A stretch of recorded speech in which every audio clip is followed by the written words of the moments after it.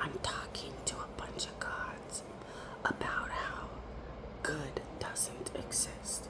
Okay, so through my nightmare, about 98% of church is now false religion that belongs to evil god enemies and ultimately to the son that murdered me. Which means good is not really good. Because how could bad pollute everything pretty much? Unless there's no real such thing as good. Everything is provably now pollutable pretty easily. Then how do you have a real fight? And how do you create the real fight of good if you know deep down nothing is really good?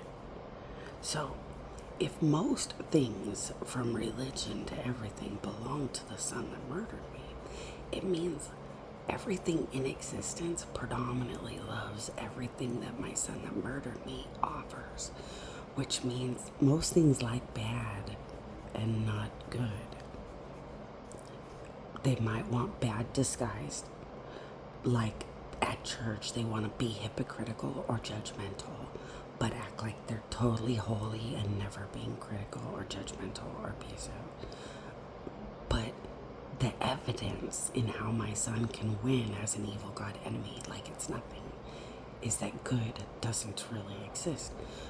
So the gods and I that of course want to try to save everybody that's savable, we're sitting here saying this is the worst time to prove that bad is, well, bad can win like it's nothing at pretty much anything and everything.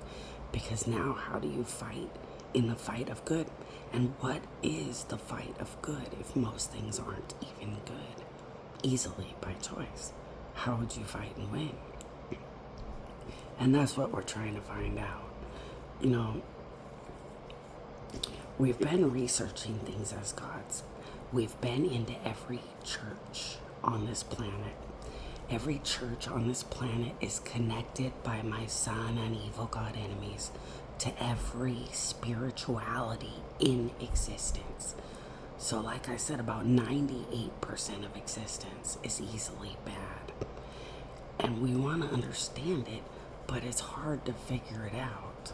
Like, pretty much all you learn is at church they want to talk shit more judgmentally holy than everywhere else. At work they want to talk shit more shitty and shit talky. Like it's like everything in existence is just happily shitty if you allow them the freedom, which means bad is more of a normal than good. Well, then what's the fight of good? Where's the fight of good, and how do you live and how do you get out? Because every time they choose bad, they're embedding and embedding and embedding in the evil god enemy 666 storyline that ends in death forever.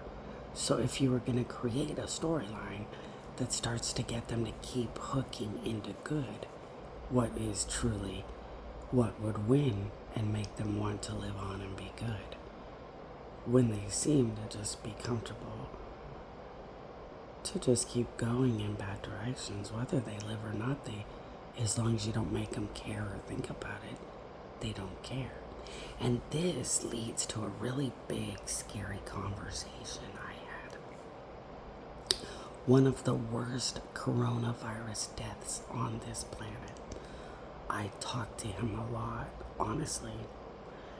And as he was dying, the worst coronavirus death, and now you know coronavirus was in their soul, not a normal plague or anything else.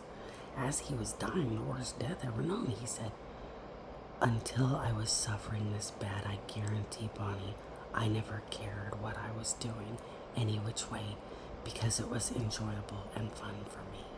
It didn't matter. And you could have told me anything.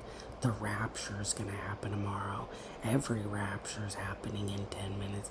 And I'd sit there for 10 minutes and make sure I actually see the rapture. Or I was always gonna do these things until I was sitting actually in the worst death ever known. And see, that's where it's scary.